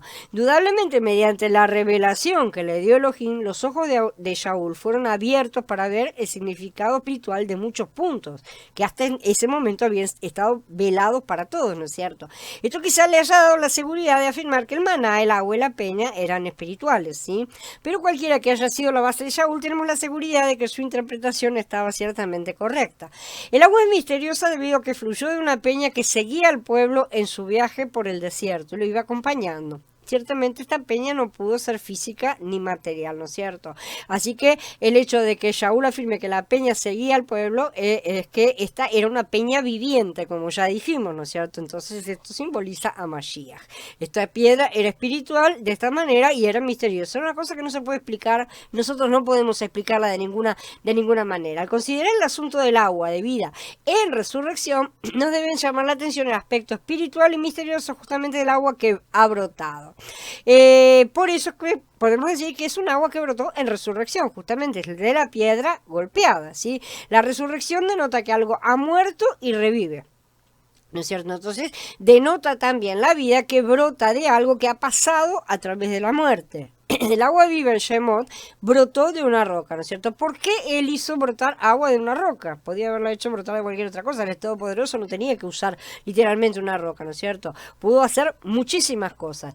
Pero como ya dijimos, en las Escrituras esta roca habla de la redención de Elohim y de la encarnación de Mashiach también. Habla también de la humanidad de Mashiach y de su muerte. El agua que fluyó de la peña golpeada brotó después de la encarnación, del vivir humano de Mashiach y de la muerte, o sea, no brotó el agua antes de Mashiach morir. Sí, todo sucedió literalmente después de su muerte, ¿sí? Fluyó después de que Mashiach pasó por esas etapas, ¿no es cierto? Las Escrituras nos dicen claramente que la roca era Mashiach. Entonces, ¿cómo pudo Mashiach, siendo Elohim, convertirse en una roca? ¿No es cierto? Esto implica encarnación y vivir humano, justamente. ¿Cómo se convirtió en una roca? Él se encarnó en una cosa física, por así decir. Para ser la roca, Mashiach tenía que encarnarse y vivir entre los hombres durante un tiempo. Esto describe, tipifica justamente a la encarnación, lo espiritual haciéndose una cosa material, ¿no es cierto? De esta forma él se hizo parte de la tierra, parte de su propia creación material como lo decidió. Finalmente fue clavado en el madero por la autoridad de la ley, como ya vimos. Por lo tanto, estos pasos en que estamos hablando representan justamente la encarnación de Mashiach, su vivir humano y su muerte. Y como todas estas cosas necesitaban ser representadas adecuadamente, pintadas, para que hoy pudiéramos ver todo eso, Yahweh no se enojó con ellos, porque justamente lo que él pretendía es que todas estas cosas se vieran y todo quedara expuesto como él quería pintarlo. Por eso la gente respondió lo que él estaba pretendiendo que respondiera. Por eso no se enojó en ese momento, ¿no es cierto? Ya la segunda vez las dos partes desobedecieron, por eso fueron castigados, ¿sí? Entonces es fácil ver que golpear la peña representa a Mashiach durante la muerte en el madero. Eso es relativamente fácil. Ahora debemos seguir adelante y ver que el agua de vida fluye en resurrección. Esa parte es importante. No podía fluir antes de que Mashiach pasara por la encarnación, ¿sí? O el vivir humano y la muerte, todo completo. ¿Sí? En la actualidad el agua de vida sigue fluyendo en resurrección, siempre en resurrección. Nosotros ya estamos en esa etapa en resurrección, literalmente, ¿no es cierto? A menudo cantamos o leemos acerca de beber del agua de vida, ¿no es cierto? El agua viva, pero pocos perciben que el agua viva que bebemos está en resurrección, literalmente, y por eso es un agua viva, ¿sí? En Yahanan 4, Yahshua le dijo a la mujer samaritana: si conocieras el don de Elohim y quién es el que te dice dame de beber, tú le habrías pedido y él te habría dado agua viva. El agua viva a la cual se refiere Elohim es el agua de la vida en resurrección. Justamente antes de la muerte de Yahshua, este agua no estaba disponible para nosotros, no estaba disponible para nadie, porque necesitaba ese pasaje literal, histórico y concreto. Ya que el agua de vida entonces está en resurrección, es victoriosa y es triunfante, ¿sí? Porque ha vencido a la muerte, ¿no es cierto? O sea, transciende sobre todas las cosas negativas. Cuando bebemos de esta agua, estamos en resurrección, recibimos la misma resurrección que Mashiach nos proporciona. Entonces, vamos a ver ahora tres cuadros que se describen en las Escrituras. La peña golpeada del agua que fluyó de la peña, ¿no es cierto? Mashiach en el madero, donde fluyó de su costado sangre y agua, ¿sí? Y Elohim en el trono, del cual fluye el río de agua de vida. Ahora vemos estos tres cuadros y vemos cómo todos están relacionados, ¿sí? No representan tres clases distintas de agua que fluyen, tres aguas diferentes, no, una de cada lugar, no, es una sola. El agua de estos cuadros se refiere a una única agua brotando, ¿sí? Entonces, ¿por qué la palabra describe separadamente la peña, el cuerpo de Yahshua y el trono, ¿no es cierto? Son tres cosas como que parece que es diferente. ¿De dónde? ¿Cuál es la fuente del agua que fluye, ¿no es cierto? Es Mashiach, es Elohim, es el Ruach. ¿Cuál es la fuente realmente? La roca, el cuerpo, ¿cuál es? Entonces, según Galut, en el capítulo 22, la fuente del agua vida es el trono de Elohim, ¿no es cierto? Este pasuk revela que el río de agua de vida procede del trono, porque Yahshua es la manifestación de la gloria del Padre. De ahí viene también Yahshua mismo, de ahí viene Mashiach, ¿no es cierto? El trono de Elohim y el fluir del agua viva existían mucho antes de que Yahshua fuese clavado en el madero, ya estaban desde antes, ¿sí? Y antes de que la peña fuese golpeada históricamente. El agua viva que procedía del trono empezó a fluir antes de la muerte de Mashiach, ¿sí? No después de la muerte de Mashiach. Aquí el camino simplemente fue reabierto. Eso fue lo que hizo Mashiach. Según la secuencia bíblica, primero es la roca, luego es el cuerpo físico de Yahshua, y en tercer lugar es el trono, según la secuencia que nosotros estamos viendo, ¿no es cierto? Pero en realidad el trono es primero, porque el objetivo es volver a colocar todas las cosas en su lugar, ¿sí? Porque estamos rehaciendo el camino hacia atrás, por así decir, ¿no es cierto? Aunque vayamos hacia adelante. El trono es primero, y esa es la fuente de todo, la restauración de todas las cosas. El fluir del agua viva empieza desde el trono, antes que la peña fuera golpeada, y antes de la muerte en el madero Mashiach, el agua viva ya estaba fluyendo desde el trono. Así que no pensemos que Gigalú 22 describe solamente lo que sucederá después de allá, o sea, después de Shemot, después de Yahana, ¿no es cierto? Históricamente va así, ¿no es cierto? Es un cuadro de algo en la eternidad, fuera del tiempo limitado, ¿no es cierto? De esta burbuja en la cual estamos. Así que esto indica que el agua fluía antes ya de la encarnación, inclusive de Mashiach, ¿no es cierto? La encarnación fue una etapa adicional en el fluir del agua viva, en la cual el agua viva se colocó dentro del cuerpo de Mashiach, ¿sí? Elohim fluyó desde su trono hacia el interior de Miriam, ¿no es cierto?, para dar a luz finalmente a Mashiach. 33 años después, Elohim fluyó por medio del madero y entonces comenzó a fluir en resurrección. Las escrituras cuentan la historia del fluir de Elohim. Ciertamente en el transcurso de los siglos él ha estado fluyendo y hoy él sigue fluyendo, él está siempre fluyendo. Sin su fluir él pasó por la encarnación, el vivir humano, la muerte y entonces entró en la restauración. Esas son las etapas. Ahora en la restauración él es el agua viva que bebemos, ¿sí? Por lo tanto el agua de vida que disfrutamos hoy está en resurrección. El agua de vida es el propio Elohim fluyendo en nosotros. El agua de vida es el mismo fluyendo en nuestro interior. Es decir que el agua de vida es Elohim puede sorprender a los que son sistemáticos y dogmáticos en la teología, ¿no es cierto? ¿Cómo es que eso puede fluir? Y normalmente si van a tratar de explicarlo en la mente y no va a resultar en nada. Es posible que consideren que esta declaración es herética, sí, algunos se van para ese lado, ¿no es cierto? Generalmente acusan de herejía todo lo que no comprenden o les parece diferente de lo que han aprendido, ¿sí? Aún si lo analizamos a la luz de las escrituras, está llena de cosas que son como esta, ¿no es cierto? Que parecen incomprensibles y sin embargo lo son porque las estamos analizando con la mente de la carne. Después le mostró un río de agua de vida, resplandeciente como cristal, que fluye del trono de Elohim y del Cordero. En medio de la avenida de la ciudad y a uno y a otro lado del río está el árbol de la vida, que produce 12 frutos, dando cada mes su fruto. Las hojas del árbol son para la sanidad de las naciones, dice Gigalut en el capítulo 22. El agua de vida que fluye del trono de Elohim y del Cordero indica que Elohim, el Padre, es la fuente, ¿sí? El Hijo es la corriente y el Ruach es el fluir, digamos, de la forma en que fluye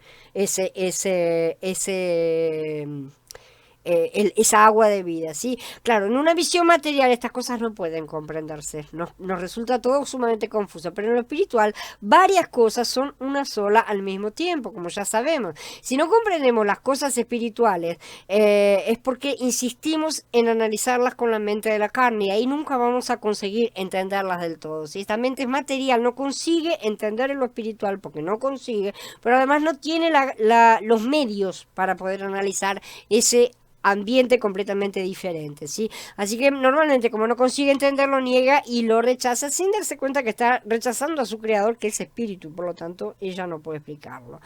La gracia del Adón Yahshua HaMashiach, el amor de Yahweh y la comunión del Ruach HaKodesh sean con todos ustedes, dice Shaul en Corintios Bet, ¿no es cierto? Aquí vemos el amor del Padre, la gracia del Hijo y la comunión o el fluir justamente del Ruach, que es lo que traslada todas las cosas, lo que lleva de un lado al otro las cosas es el Ruach. Y estas son las formas en las que él, el mismo y único Elohim Altísimo, ha elegido manifestarse a los hombres, ¿sí? Él es uno, Él es Ejad.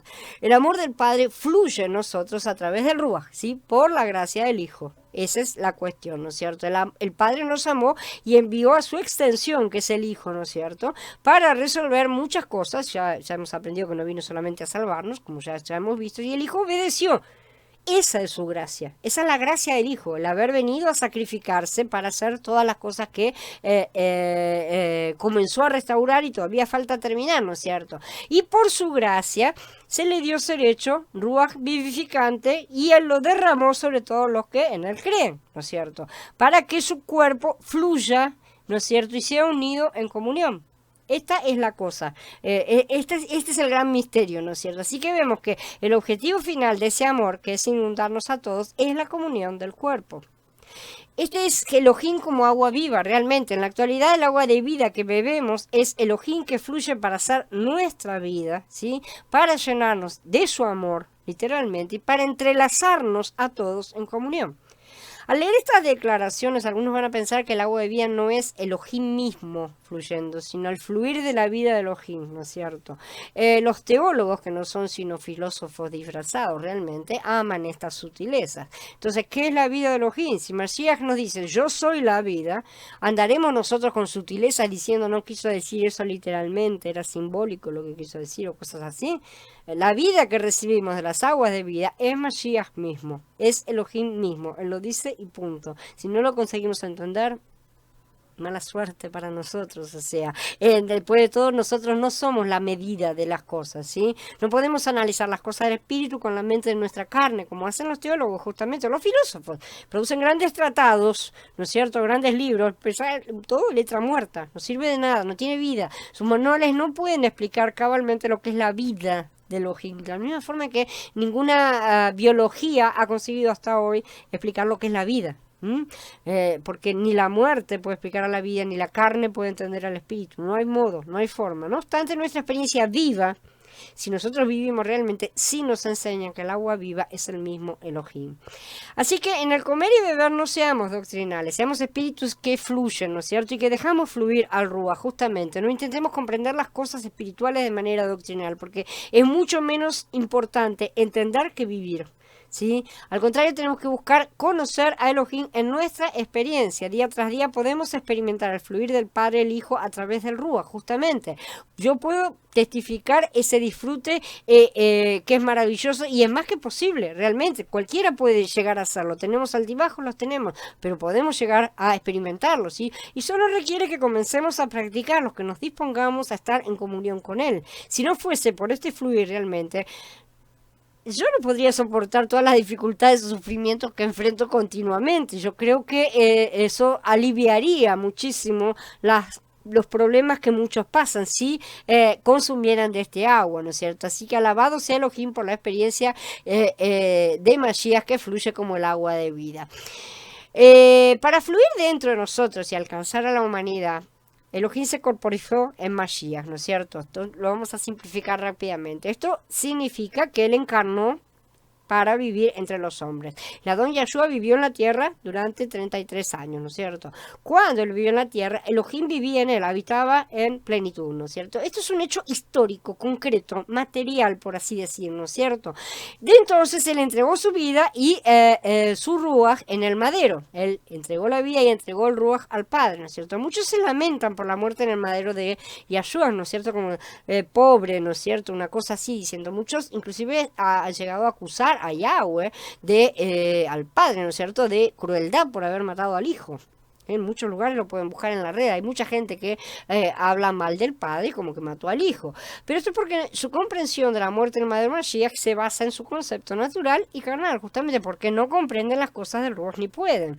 Sin muerte en el madero, el Elohim que estaba corporificado en Mashiach no habría podido ser liberado, literalmente. Mediante la encarnación, Elohim se restringió y se limitó en Yahshua. Sin embargo, mediante la muerte en el madero, él fue liberado de toda limitación y restricción y además fue perfeccionado en obediencia, como dice en el capítulo 5.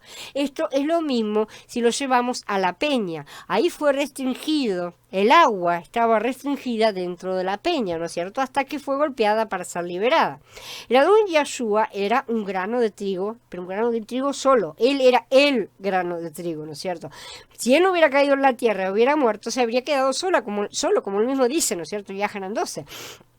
Lo que estaba dentro de él no habría sido liberado, literalmente. No obstante, por haber caído en la tierra y por haber muerto, él fue liberado. todo, ¿no es cierto? El único grano entonces produjo muchos granos. La vida divina, la naturaleza divina y todas las riquezas divinas fueron liberadas justamente mediante la muerte en el madero de Mashiach. Después de pasar entonces por la encarnación y la muerte en el madero, Mashiach resucitó para ser el Ruach vivificante, como dice con Itigim Alefa en el capítulo 15. Entonces, ahora yo deseo recalcar que Mashiach ahora es el Ruach vivificante justamente. Esa es la expresión actual, temporal, por así decir, en nuestro tiempo, ¿no es cierto? Eso es lo que ha llegado a ser, porque si lo hacemos en dos personas, si lo tratamos de dividir en dos personas diferentes, reside justamente el error de los trinitarios. No son dos personas, son dos formas de manifestarse Mashiach. Antes lo veíamos corporalmente, en un periodo de tiempo pequeño se lo vio corporalmente, y luego se hizo espíritu Ruach vivificante para estar en todos. El Ruach vivificante es el agua de vida, como dice Yahana en el capítulo 7, ¿no es cierto? Cuando Mashiach dijo, vengan a mí. Hemos mencionado que el agua de vida entonces es Elohim. Y ahora declaramos que el Ruach es el agua de vida también, ¿no es cierto? Todas estas cosas las hemos ido encontrando en Pasukim separados, ¿no es cierto? A lo largo de todo, pero si las unimos todas tenemos el rompecabezas armado.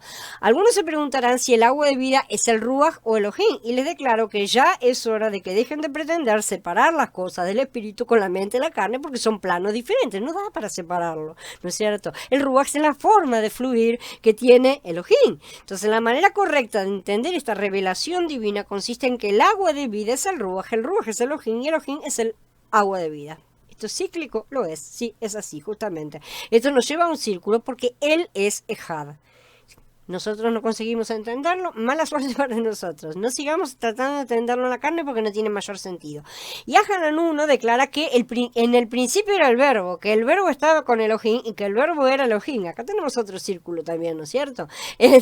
Después sigue y dice que el verbo se hizo carne, Mashiach en la carne, el último Adán, ¿no es cierto? Se convirtió en el Ruach y el Ruach es el verbo.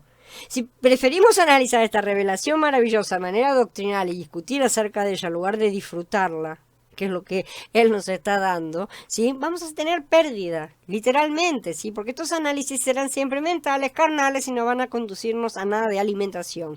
Las riquezas divinas están disponibles para que las bebamos, ¿sí? Para que las comamos o las bebamos, pero no para que las analicemos. Si las tomamos vamos a ser nutridos y vamos a recibir una rica provisión, realmente. No obstante, si las analizamos nos vamos a privar del deleite y también de la nutrición, ciertamente. Vamos a permanecer secos y doctrinarios. Lo que es peor, pretenderemos que todos se rebajen a ese mismo nivel, porque en general cuando la gente se queda ahí, pretende que todo el mundo se quede en el mismo nivel para no ser superado y no demostrar que está en un lugar equivocado. El Ruach vivificante, como el agua de vida, fluye entonces desde Elohim que está en el trono, ¿no es cierto? Por una parte, aquel que está sentado en el trono es Elohim, ¿sí? Por otra, el agua de vida que procede del trono también es Elohim, porque todo lo que procede de él es él mismo, ¿sí? Todo lo que sale de él es él. El agua que fluye desde Elohim trae la autoridad de Elohim, ¿sí? Cuando bebemos de esta agua recibimos autoridad y también poder, como ya vimos, estudiamos en la serie La novia y la edificación del cuerpo de Mashiach. Somos sometidos por el agua viva que fluye dentro de nosotros. No nos trae autoridad para que nos hagamos los loquitos, no. Nos trae la autoridad correcta para proclamar que somos sus hijos y representarlo correctamente. Además, el agua viva que fluye del trono de Elohim nos trae también las riquezas, todas de la vida divina, las activa en nuestro interior, ¿no es cierto? Nosotros tenemos que tener un jardín, un Edén acá adentro, realmente eso es lo que tendríamos que tener todos. Esto lo indica el hecho de que el árbol de la vida crece en el agua de la vida, justamente, ¿no es cierto? Entonces, si tenemos el agua de la vida, lo que tiene que crecer es el árbol de la vida. ¿Qué semilla recibimos? El árbol de la vida. Ya que las riquezas de la vida divina son llevadas en el fluir del agua divina, recibimos estas riquezas cuando bebemos del agua. El Ruach fluye por medio de Mashiach, que fue herido, como dijimos, que es la peña golpeada. Este fluir incluye también la humanidad de Mashiach, su vivir humano y su muerte, todo, ¿no es cierto? Incluye todas las partes de Mashiach que deben ser incorporadas en nuestra nueva humanidad. Nosotros debemos transformarnos en Mashiach, ¿no es cierto? Así que Mashiach nos está dando todo lo que él vivió para ser incorporado en nuestra nueva naturaleza. No recibimos el agua para sacarnos la sed, como el agua común, ¿no es cierto? Sino para ser conformados a su imagen y semejanza. Literalmente, no podemos probar, experimentar ni disfrutar la humanidad de Elohim si en nosotros no fluye el agua viva. No se va a activar en nuestro interior. Cuanto más bebemos de este agua, más experimentamos y disfrutamos de la humanidad de Mashiach, de su vivir humano y de su muerte. El Ruach, como el agua de vida, fluye en resurrección con el poder de la resurrección de Mashiach, dice Filipenses en capítulo 3, con la ascensión de Mashiach y su entronización, ¿no es cierto? Incluyendo la glorificación, el dominio, la autoridad como cabeza, ¿no es cierto? Todo lo que le fue otorgado. Resulta difícil explicarlo, pero todo esto llega a ser nuestra experiencia al beber el agua viva. Realmente, porque nosotros obtenemos todo lo que Él hizo. Esa es la intención que Él tiene, ¿sí? No porque nos convertimos en dioses, como algunos dirán, sino porque pasamos a ser partes integrales de su cuerpo.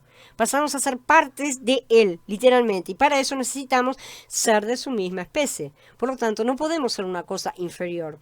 Sabemos que estamos en etapa parcial, ¿no es cierto? Pero cuando estemos en la etapa de plenitud, seremos exactamente igual a Él, como está escrito. Entonces, cuando bebemos estas aguas, podemos testificar que hemos probado de la resurrección de Mashiach, de su ascensión y de su entronización también, porque formamos parte de su cuerpo.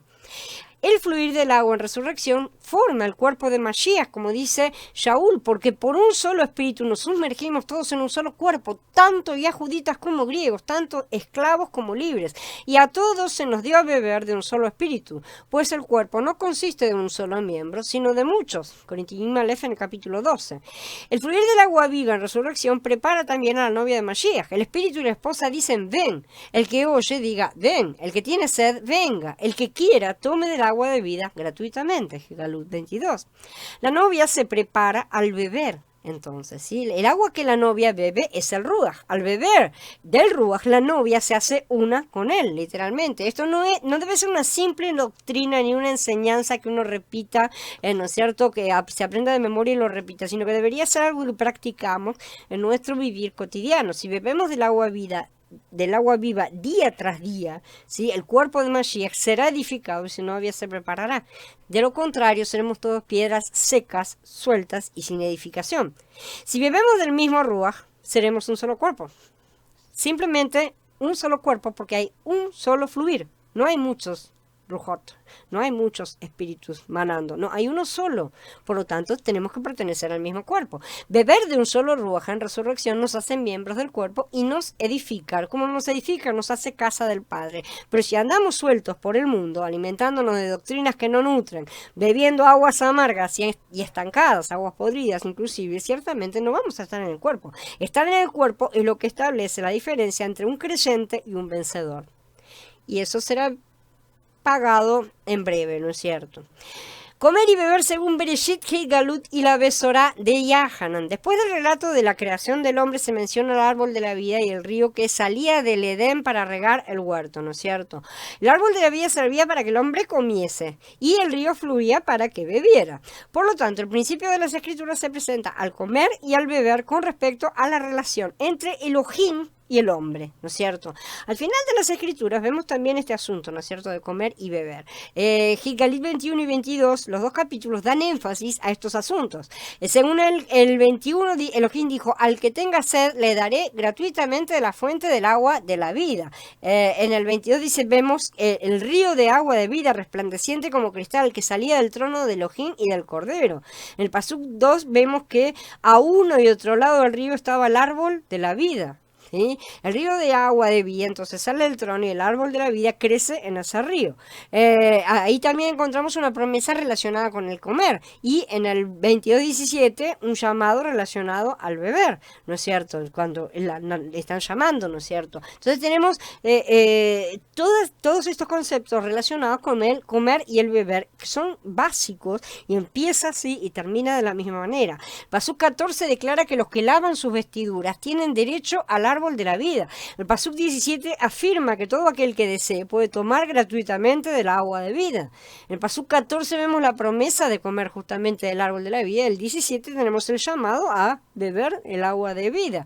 Por lo tanto, podemos decir que las escrituras concluyen comiendo y bebiendo, ¿sí? Porque solo los que comen y beben a Mashiach podrán entrar. En la Besorá de Yahanan, que da énfasis a la deidad de Mashiach, sobre todo, ¿no es cierto? Encontramos también referencias de comer y beber. Según este evangelio, Elohim se encarnó a fin de que lo comamos y lo bebamos. Este es el resumen simple, por así decir. El capítulo 6 cubre el asunto de comer a Yahshua como el maná celestial, como el verdadero pan, ¿no es cierto? Pan vivo, el pan de Elohim. En el Pasuk 57, Yahshua pronuncia una palabra clara, firme y definitiva acerca del comer. El que me come, él también vivirá por causa de mí. ¿No es cierto? Entonces el pan trae vida. El capítulo 7 habla de beber del agua viva también, ¿no es cierto? En el último día de la fiesta, él se levantó y dijo, si alguno tiene sed, venga a mí y beba, ¿no es cierto? El capítulo 3 de Yahanan cubre la regeneración y el 4 el beber del agua viva justamente. En este capítulo una samaritana, ¿no es cierto?, llega al pozo, ¿no es cierto?, para sacar agua en el pozo. Ella se encuentra con Yahshua, que le habla y le dice que el agua viva se encuentra en él. En cierto punto él le dice a la mujer, si conocieras el don de Elohim y quién es el que te dice, dame de beber, tú le habrías pedido y él te habría dado agua viva. Dice en el Pasuk 10. En el 14 le dice que el agua que él da se convertirá en un manantial de agua que salte para vida, para vida eterna. Esta traducción no es del todo correcta, ya sabemos lo que quiere decir eterno, ¿no es cierto? Estas palabras acerca del agua viva tienen mucho peso y mucho significado. No tenemos que pasar por alto el comer y el beber que se mencionan en las escrituras. Son muy importantes, son conceptos que parecen superficiales y que a muchos no le han prestado demasiada atención. Además, como se trata de una cuestión espiritual, que no se trata de elaborar comidas, preparar matzá, preparar un cordero, asarlo, hacer cosas por el estilo, entonces medio que quedan para un segundo plano. No parece tan divertido como hacer todas las otras cosas, ¿no es cierto? A la carne estas cosas no le gustan. Sin embargo, estos asuntos son cruciales para los verdaderos creyentes. El pueblo escogido por Elohim lo toma a él al comer y al beber. Nos estamos conformando de él, nos estamos alimentando, nutriendo interiormente, ¿sí? Lo mismo debían hacer antiguamente los profetas cuando él los comisionaba y les mandaba, cómete este libro, ¿no es cierto? Comer cambia nuestra constitución, como ya hemos visto, nos cambia completamente. Señalado repetidas veces que Elohim desea forjarse a sí mismo dentro de nosotros a fin de ser nuestra vida y todo para nosotros, ¿sí? Entonces nos debe impresionar que la única manera para que él se forje en nosotros es a través de comer y beber, porque él ha determinado eso justamente. Según el relato bíblico, como ya dijimos, beber es más importante que comer, ¿no es cierto? Galut en el 22 nos dice que todo aquel que tenga hambre puede venir y comer, ¿no es cierto? No dice eso, perdón, leí mal yo. No dice que todo el que tenga hambre puede comer y beber, sino que todo el que tiene sed puede venir y beber del agua de la vida. Y estamos al final ya, ¿no es cierto? Esto indica que en el concepto divino, beber tiene más importancia porque es justamente lo que riega. El ruaj es más importante que la palabra, ¿no es cierto? Y esto que se ha tomado con toda deferencia, ¿no es cierto? En Bereshit 12 se menciona el árbol de la vida en primer lugar, después el río, como ya vimos, ¿sí? Al final esto está invertido, lo cual indica que el beber es fundamental, el ruaj es lo fundamental. Nosotros podemos leer la palabra, comerla entre comillas, por así decir, ¿no es cierto?, mentalmente, y si lo hacemos sin el ruaj, no está siendo regada y esa palabra se convierte en letra muerta, ¿no es cierto? Entonces ahí está la importancia y la diferencia. Entonces, según la secuencia bíblica, el alimento es primero y después viene el agua. Lo mismo viene en Bereshit y en Shemot, el 16 primero el maná y el 17 ahora que estamos viendo el agua de vida, ¿sí? Esta es la secuencia que vemos también en los primeros capítulos de Galut. En el capítulo 2, en el Pasuk 7 dice, al que venza le daré a comer del árbol de la vida, el cual está en el paraíso de Elohim. No se menciona el agua de vida antes de Galut 7, recién en el capítulo 7 se menciona donde vemos al cordero en medio del trono que dice que los pastoreará y los guiará a fuentes de aguas de vida, recién en el Pasuk 7.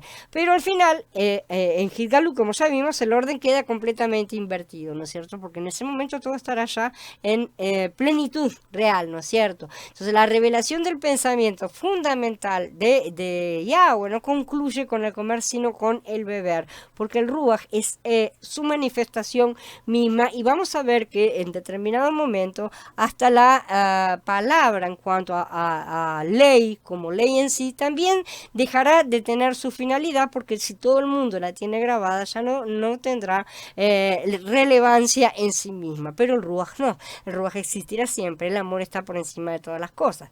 Así que si no sabemos cómo beber, no podemos ser creyentes apropiados, ¿sí?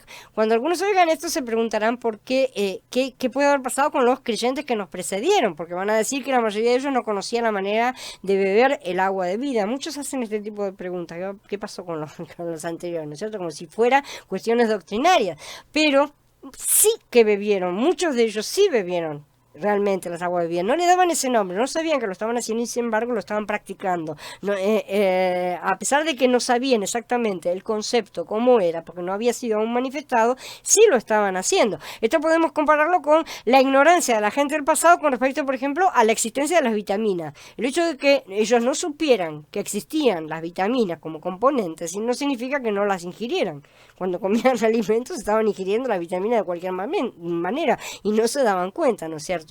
Así que en el mismo principio, muchos creyentes que nos han precedido han tenido experiencias de vivir el agua de vida, ciertamente, aunque no sabían ni le dieron un nombre exacto al fluir del Ruach que estaban experimentando, ¿no es cierto? Pero realmente lo experimentaron en sus vidas. Así que en estos mensajes yo siento la carga de hablar no simplemente acerca del beber, sino en particular acerca de cómo beber, que es algo que vamos a ver en el próximo post, ¿no es cierto? Porque es bastante largo el tema. Y ahí es cuando vamos a aprender justamente las formas de hacer estas cosas de manera un poco más práctica, como ya aprendimos a trabajar con el maná. Bueno, vamos a aprender cómo beber estas aguas, cómo hacer para beberlas, para poder regar todo aquel maná que Él nos da diariamente, si lo vamos a recoger, ciertamente. Bueno, habiendo quedado ahora, quedo a disposición de ustedes ahora porque ya he terminado. Shalom, Fabián, bienvenido. Vamos a ver cómo podemos vivenciar verdaderamente todas estas cosas. Tenemos que dejar de alimentar la carne, dice Eduardo, exactamente. Necesitamos hacer eso de manera urgente, de manera muy urgente. Y yo creo que a muchos de nosotros nos está amarrando literalmente a ese respecto, de un lado y del otro, para mostrarnos, para exponernos, justamente, porque hasta que no nos expone y no nos muestra toda la fealdad de lo que es vivir y andar en la carne, no reaccionamos, no clamamos y le pedimos ayuda justamente para que nos libere. Bueno, chicos, si no hay más preguntas, me despido de ustedes. Recuerden que esta semana, mañana no vamos a tener charla de edificación, yo tengo que estar elaborando el material. Abba me acompañe